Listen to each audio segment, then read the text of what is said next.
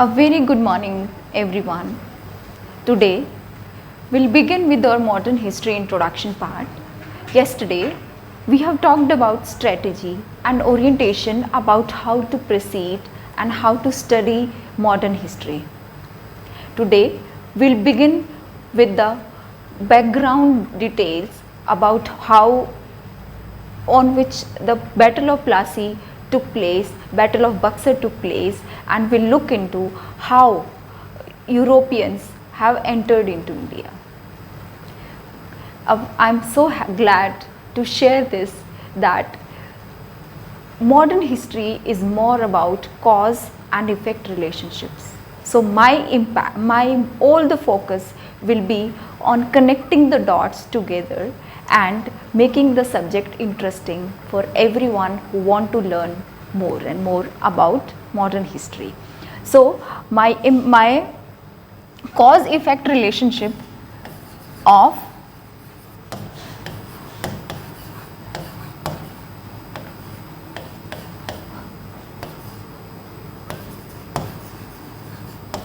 cause effect relationship of every event in the modern history is very important to understand, to realize that why this event happened here and what were the impact of these. So taking this into mind, I begin with the beginning of modern history. So when do the modern history period begin? Modern history period began when Aurangzeb had died. So with death of Aurangzeb death in 1707, Aurangzeb had died, and from that time onward, the decline of Mughal Empire took place. Yes, that is the time from when we have to study about the modern history events. Now, the question comes to our mind that how India was being colonized, how the small traders of European, England, Portuguese, and these all people, French, how come they could overpower over such a vast empire? How only East India Company or England could colonize the India? All the questions come to our mind, and let's explore into all these factors. First of all, the reason why they were able to gain control and over India was one of the factor was that decline of Mughal Empire. The very basic thing is that कि जैसे ही कहीं पे space create होता है, opportunity मिलती है, तो कोई और आकर टेक ओवर कर लेता है. It happens everywhere. It happens in Indian history also. So one of the reason why the Europeans were able to take a charge and were able to expand themselves was decline of Mughal Empire. So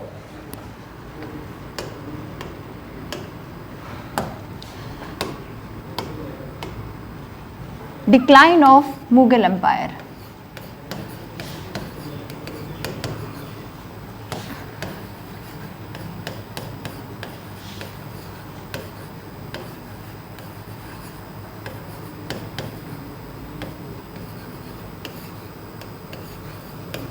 Decline of Mughal Empire. So, what were the reasons? Why did this decline? One of the main reason was, one of the very premier reason was Aurangzeb policy. Aurangzeb policy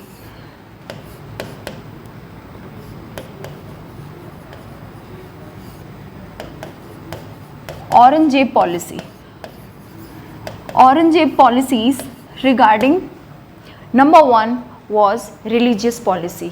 Religious policy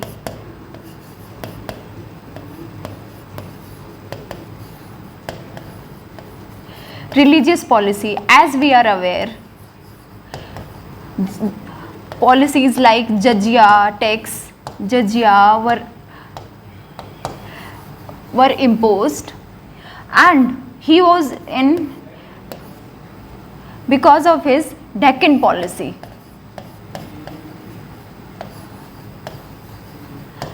Because of Deccan policy. Deccan policy led to deterioration of administration actually, because lot of time and energy was invested in Deccan wars. Number 2, other point is that he was in prolonged war and prolonged tussle with Marathas. So, prolonged war with Marathas.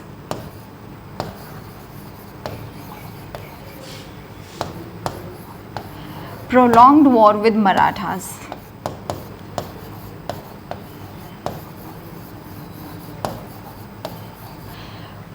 Another point I would like to mention is that other region was weak successors, unworthy successors.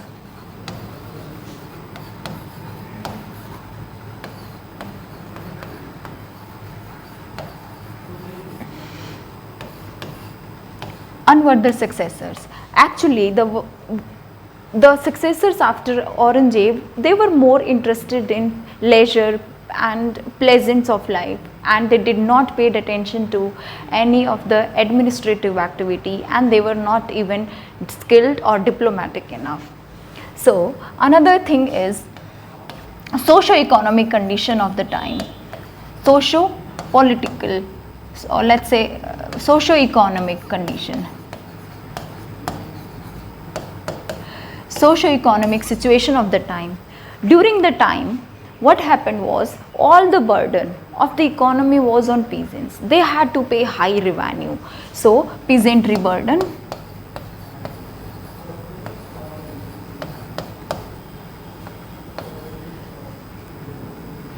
peasantry was one of the reason. Number 2 was there was stagnation in the science and technical development of the country, technical development of any part of the industries. So, stagnation in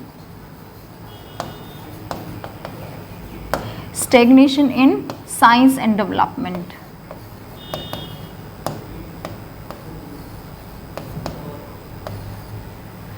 In science and development. Another was one of the reason, yes, trade was very good at that time, but no efforts were taken to promote that. That is one of the factors. So, other parts of the world like European, they were very active in trade. So, India was left behind to certain extent in promoting trade. One more thing is that one of the very important point is that the Nawabs and the Jamindars of the time. So, Jamindars and Nawabs. Jamindars and Nawabs, they were very opportunistic. So, they were looking for all the weak points and just to enhance their power. So, Nawabs and Jamindars were to a large extent not doing their duty as per decided. So, and this take me to other things, events that has happened because of falling of Mughal Empire was that, as we all know, that Mughal Empire was very large, very vast, and gradually as the administration deteriorated, every province which was divided, the province which were called subhas were divided, wanted to disintegrate. So, the region, the empire was divided into subhas. They were called subhas, and subhas had two officials. One was Subedar who was head of law and order, and other was Diwan. Diwan was revenue collector.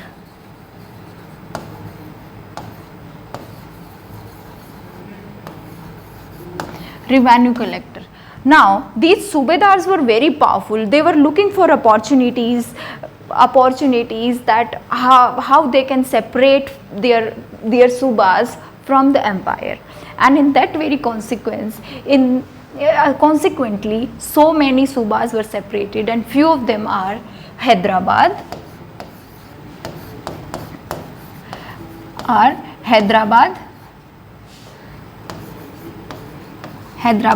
which was founded by Chinglish Khan.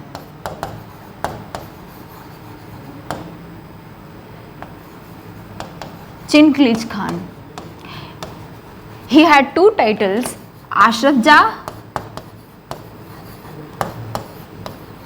and Nizam-ul Mulk.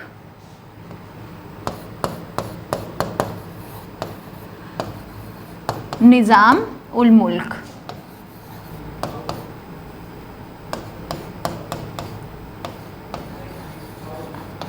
Nizam-ul Mulk. So this was one of them. Another was Awadh. Awadh was founded by Shadat Khan. And third, very important, was Bengal, which was founded by Murshid Ali Khan.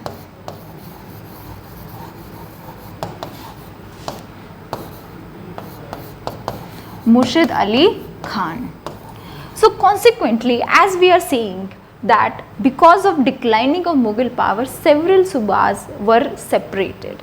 So several subas were separated into different provinces, and these provinces were very powerful at that very time, and where we will see further here now in our next section that how these disintegrated parts became target for European traders to strengthen their trade and their control over India. So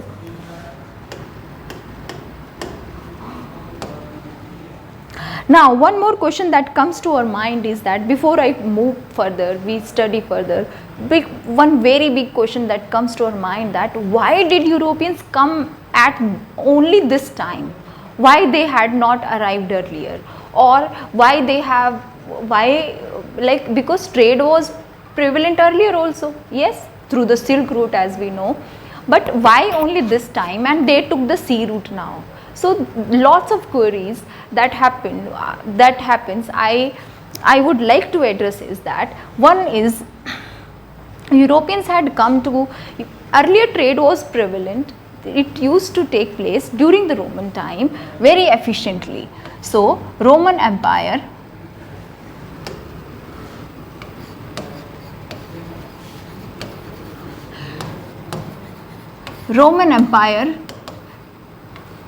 during Roman Empire time, trade was happening efficiently with Europeans, but with the fall of Roman Empire, what happened is that direct contact, one is that the Arab Muslim intermediaries, the Constantinople, if I say Constantinople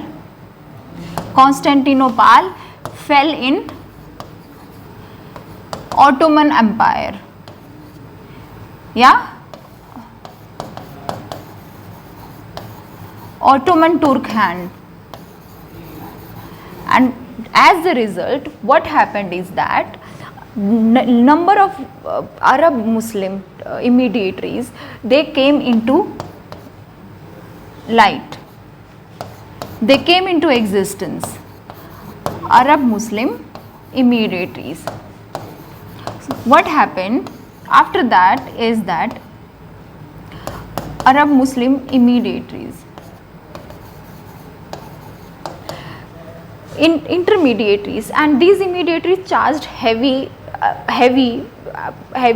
large sum of custom duty, or in a term what we say is that now the trade became costly for Europeans,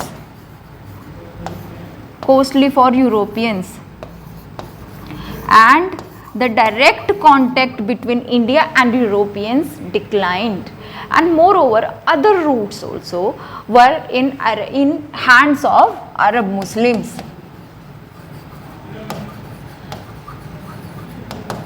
Arab Muslims. So the land routes were not profitable for Europeans to trade with India. And one more important point is, this is one of the reason, and with that one more important point is that during that very time in Europe, Renaissance, spirit of Renaissance had begun.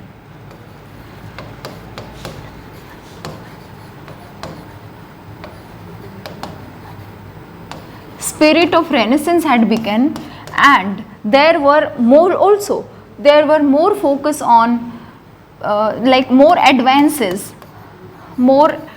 advances on shipbuilding.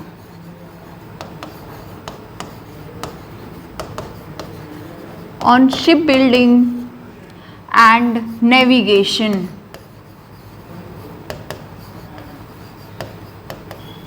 Since Europeans wanted to avoid the land route and find out an alternative to trade with India, so they navigated and they came through sea route. And who was the first European who came to India? That was Vasco da Gama, as we all know. Vasco da Gama, he landed in Calicut in 1498. He landed in Calicut in 1498. Yes.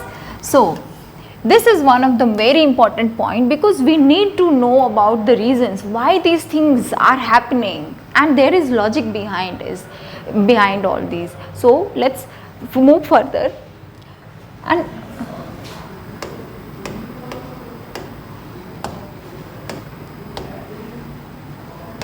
the Europeans came in sequence. Europeans had come in a certain sequence, as because when one of the European or one of the party of Europe came to India and they earned lots of money. It was said that from pepper was charged through land route 10 times of what was its original price. So it was very, very costly for Europeans, and now through sea route, the traders were able to gain large amount of profit. And also one of the important was that in the demand of the luxury goods, demand of the spices or the precious stone was also increasing in Europe, because they were developing. Spices, calico,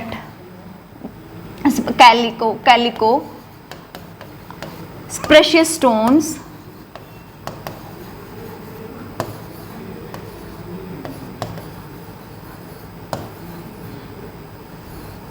it was also increasing, the demand was increasing. Why? Because Europe was developing.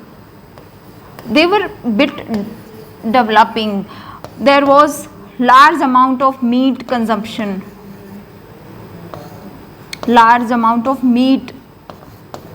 And which needed spices to preserve for cooking and preserving. It needed spices to cook and preserve. And also the luxury goods, oriental goods, were heavy in demand because of the wealth. So there was the emergency, there was the need to create direct contact with India, and here comes through the via the sea route, and here comes other competitor also in the field of Europe. They came in certain sequence.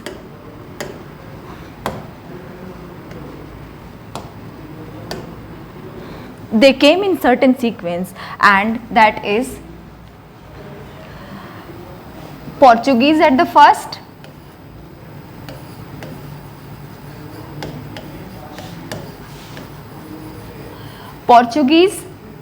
then there were Dutch, then there were English. This is the sequence: Danish, France. We say France, we say France. Okay. So this was the sequence in which they come. Whenever they come, they established trading centers.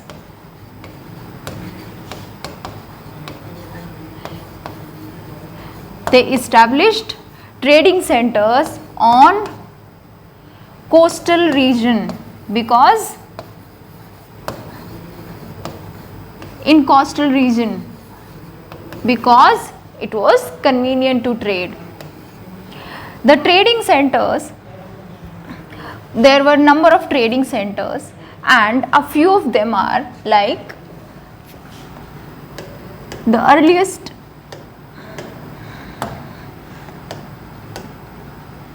earliest trading centers were like in Surat, in Calcutta, Fort Williams,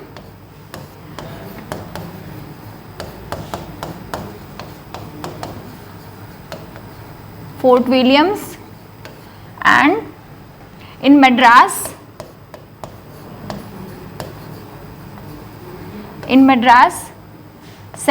Fort St. George.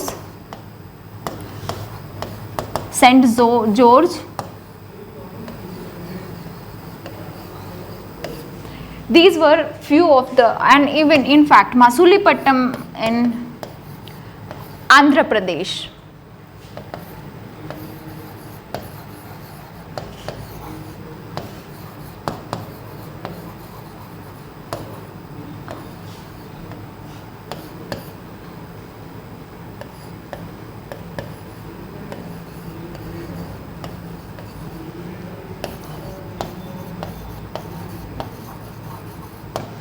Masulipatam in Andhra Pradesh. So these were the trading centers, and in fact the trading centers were used for storing the goods, storing the finished good. Europeans traded mainly in finished goods.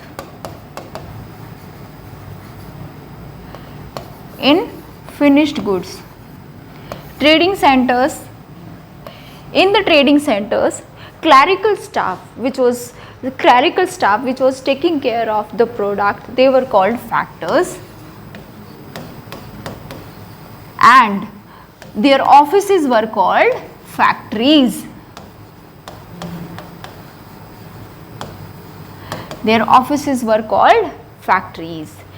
How we have reached here is that Europeans have started trading with India via an alternative route, that is sea route, and they have established their trading center factories on coastal region of India, and now the competition began. Let's explore into that.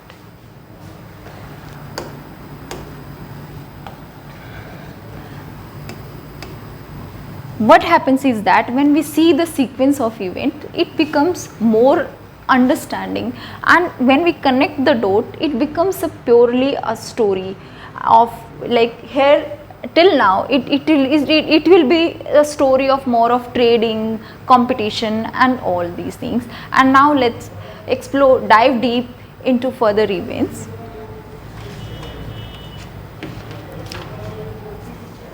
Okay, so one of the very important event was in 1717. In 1717, Mughal Emperor Farrukh Shiar,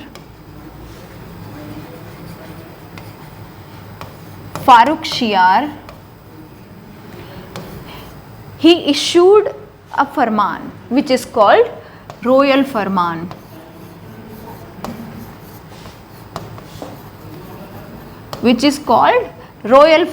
Of 1717.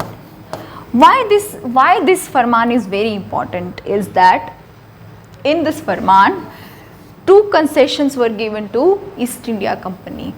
The privileges were given to East India Company. And what are those? The number one is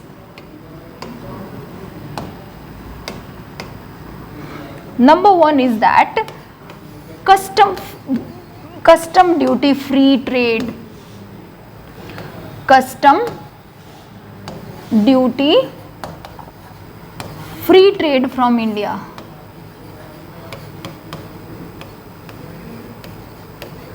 From Bengal, sorry. From Bengal was given to East India Company.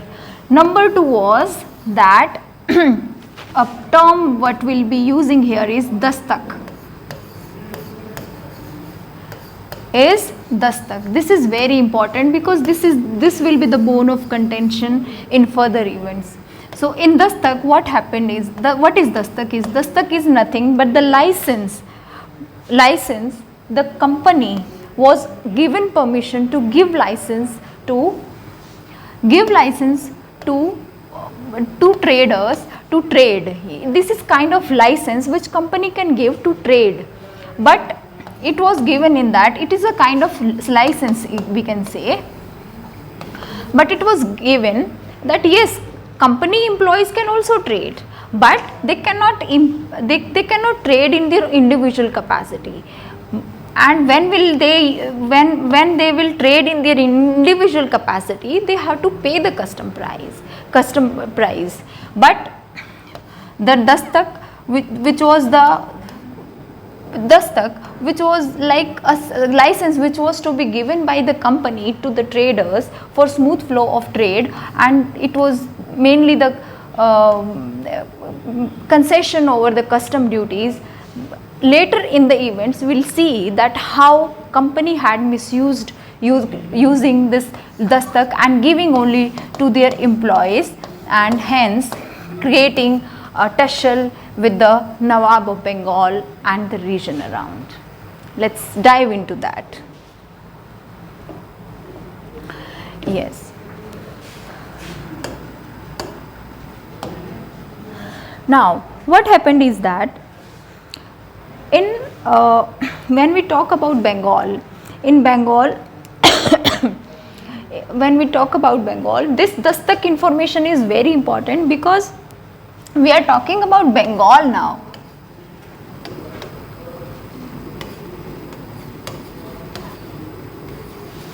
We are talking about Bengal. So in Bengal, let's dive deep into the historical background. That is, earlier what happened when dastak was issued? Dastak was issued in 1717. Almost after, let's say, 20 to 25 years later, Alwardi Khan became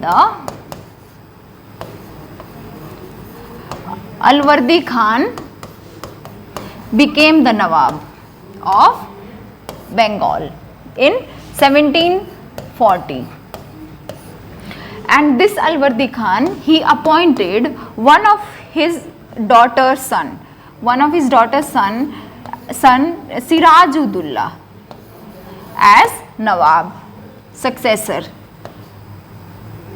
Siraj-ud-Dullah.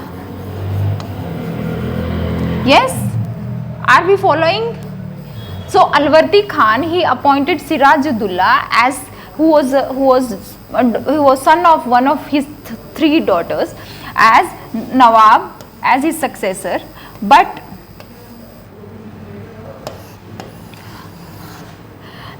at this very time itself, what was happening in Europe is that a 7-year war. During this time itself, a 7-year war had begun. 7-year war in Europe between France and England. the 7-year war began in Europe, it had impact in India itself, and as a consequence, both because we know that England and France both had presence in India. So its impact happened in India also, and what happened is that both of them started securing their property. And what was their property? Their property were the factories, the trading centers, and what they did is that they started fortification of they started constructing walls on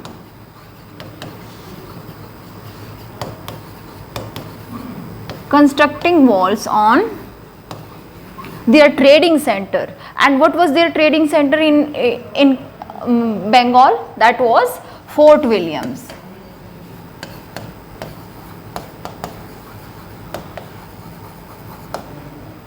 This was their trading center in Bengal. Yes, they have started constructing walls on Fort Williams, and moreover, this was not like, and also there were other factors too. Let's check into that.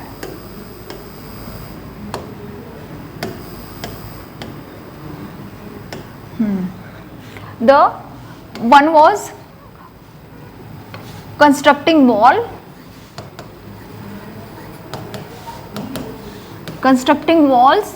and also putting guns on the forts,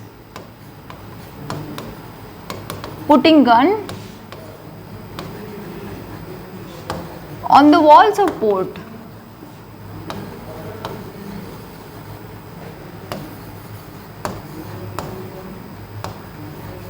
On the walls of fort. There were other reasons also, like what they did was,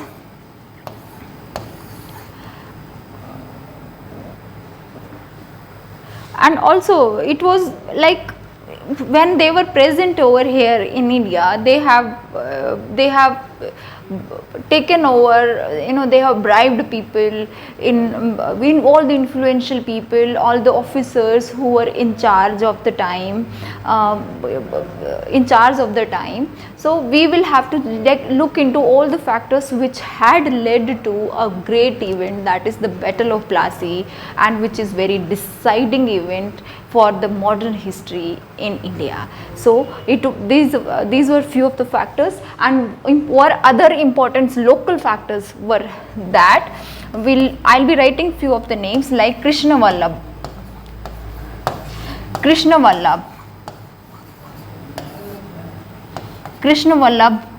He was an official who was accused of financial irregularity. He was given shelter by English.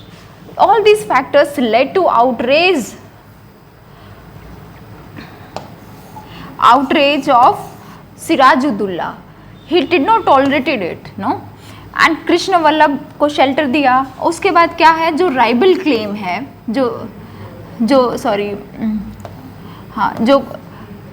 जो rival claim है bye घसीटी Begum,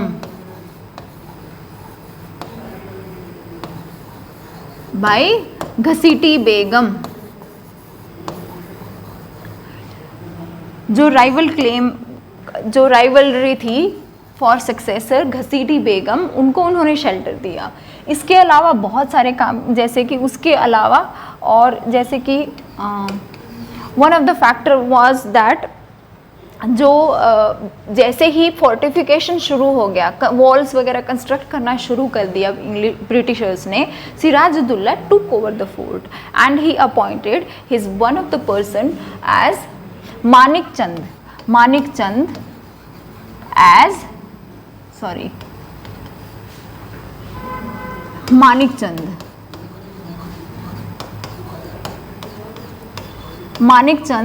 as head of the fort. So this person was also bribed by English. One more person was that Mir Zafar, very important, Mir Zafar.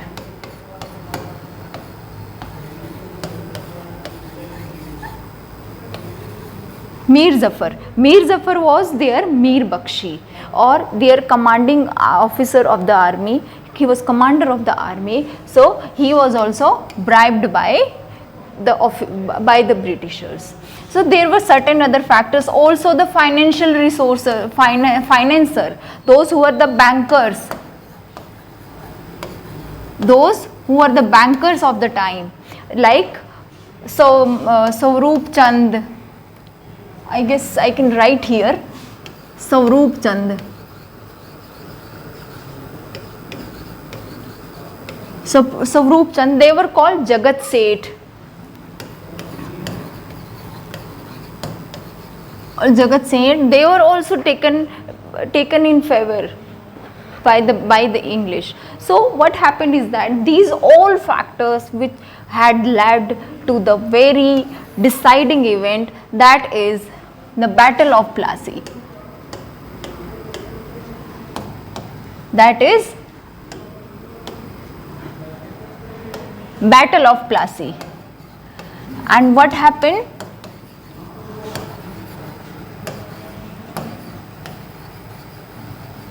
Battle of Plassey. Battle of Plassey, it happened on 1757.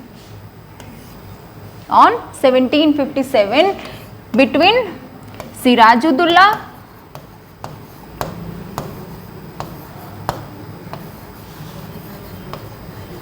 and British army and Britishers. And who was heading the Britishers? That was Robert Clive. Very, very important on exam perspective. Robert Clive.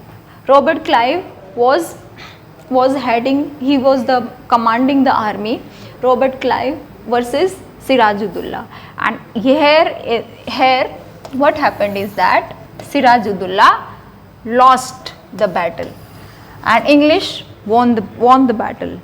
And why this is very deciding is that actually Bengal was very strong province of the time, and defeating the Bengal province, it automatically signifying that the party which won is very strong, and they have the potential to conquer all over India, and other states should also feel threatened by this very war. And this battle also paved way to boost the confidence of English, and they also had this further. They were able to expand their empire and put on their terms to enhance their trading centers and their trade. Yes. And now, what was the result of Battle of Plassey? One of the important result was that Mir Zafar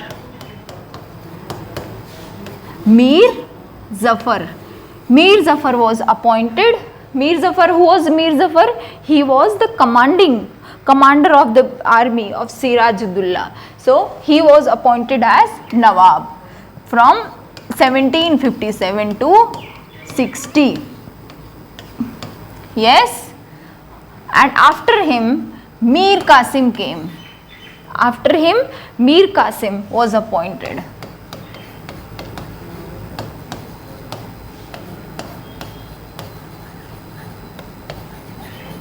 Mir Qasim was appointed. We must understand that all these things were happening only to gain control of the trade, of the administration, just to smoothen their trade practices in the Bengal region. And we also know that Dastak, which was issued almost 20 years earlier, it has been misused, and that was also one of the factors for Battle of Plassey. Now we come to when we come to Mir Qasim after Battle of Plassey.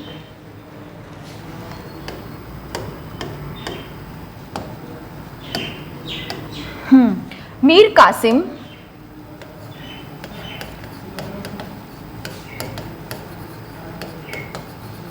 Mir Qasim reign 1760 to 1763. In these years, what did Mir Qasim did is, number one, he transferred his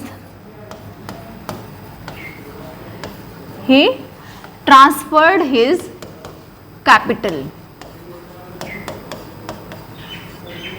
from Murshidabad to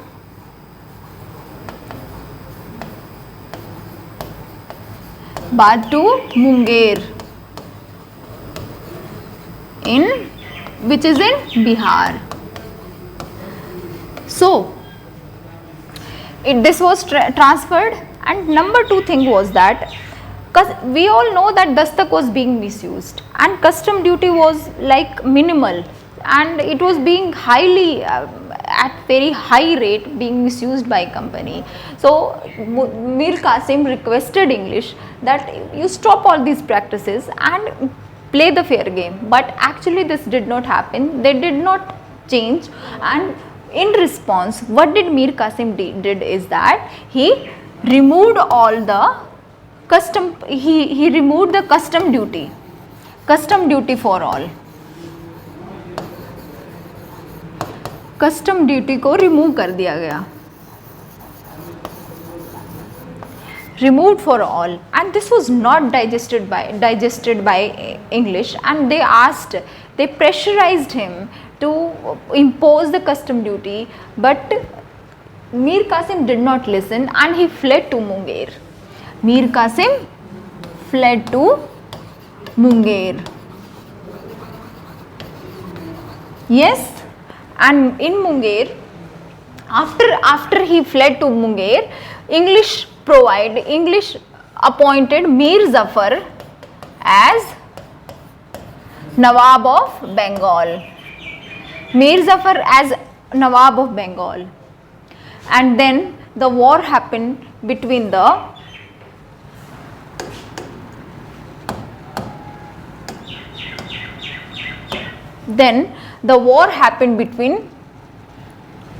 Mir Qasim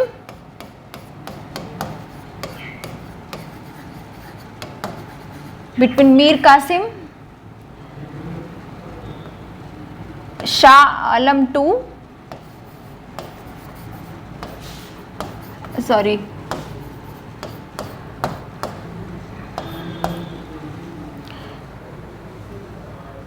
Sujaudullah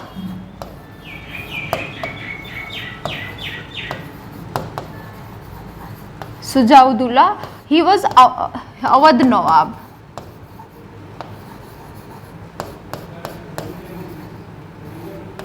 He was Awadh Nawab. All these people united. You know, he went to Awadh, he went to Lucknow also, and from Britishers side, Hector Munro,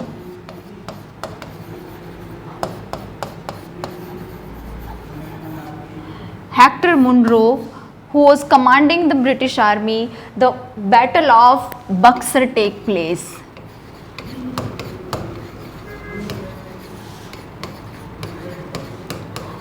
Battle of Buxar take place in 1764.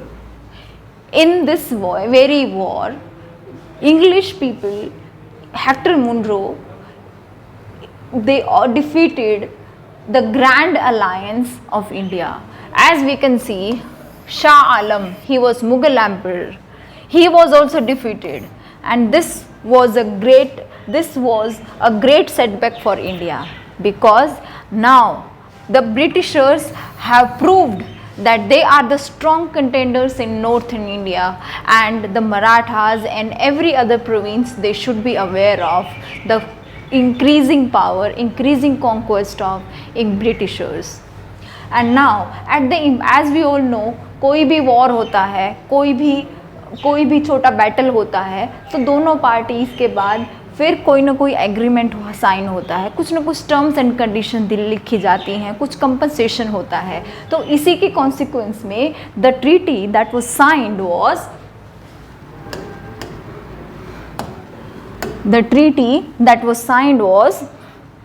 two of the treaty were signed. Number one is One was, as we know, that Mir Zafar was appointed as Nawab of Bengal with his son Nizamudullah,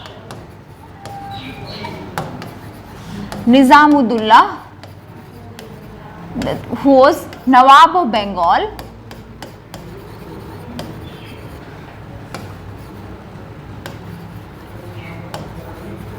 This Nawab of Bengal, he was asked to surrender his administration.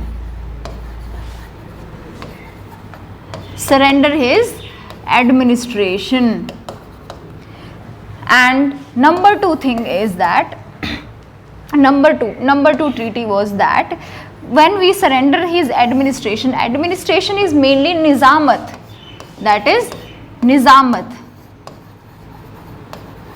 And in the next year itself, a treaty of Allahabad was signed.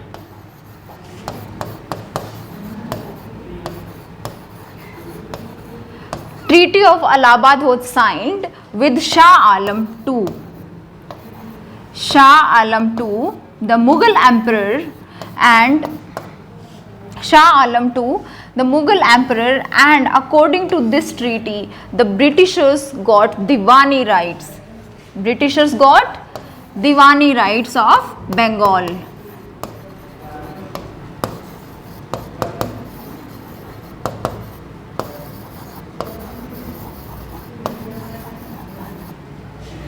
Diwani rights of Bengal. Diwani rights means revenue collection.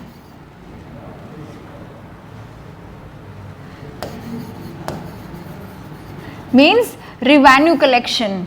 Revenue collection was given to Britishers, and Bengal at that time consists of the present Bengal, Bangladesh,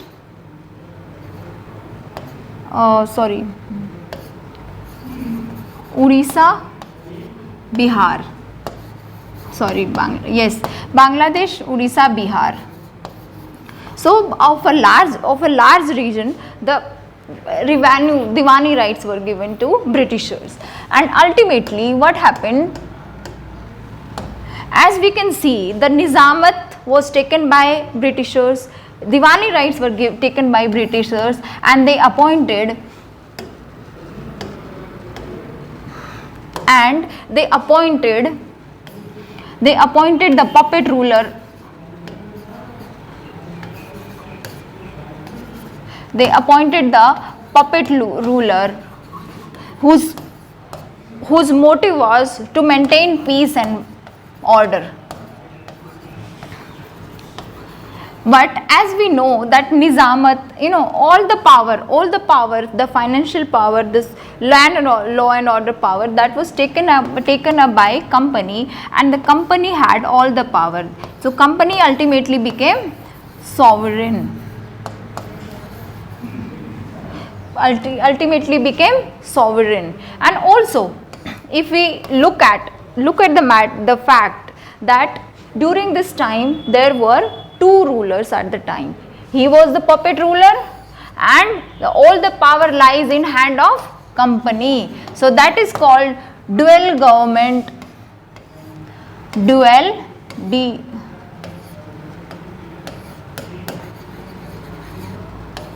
Dual government of Bengal,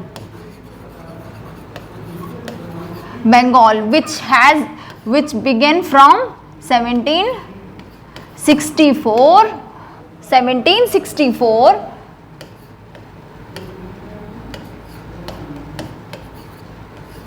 to 1772. In 1772, it was abolished by Warren Hastings. So this was the sequence of events which we have looked up further, and the dual government of Bengal dual government of Bengal, it was actually it was a big loss of people of Bengal, because they had no one to listen to, and actually company had all the power without any responsibility. So this is the sequence of events which we have seen in how the battle of Plassey has taken place, how the battle, what were the reasons of battle of Buxar, and how they have won, it was won by English people, and how English have proved their power in India, and it paved the way how it was, how they are going to improve and going to conquer India and change the course of history and history of India. And we'll dive deep into further events, and I am very happy to tell you that this is very simplified version of what we read in the books. We have to only connect the dots and think into the logical and the very analytical manner, and think it as a story, as I've told in the previous class, that it is the story of a ruler and the ruled. Just a story of a ruler and ruled. Try to see it in this perspective, and I am sure you will gain better understanding and better conceptual clarity of the subject and enhance your performance. Thank you. We'll meet again tomorrow in another class. Thank you. Have a good day.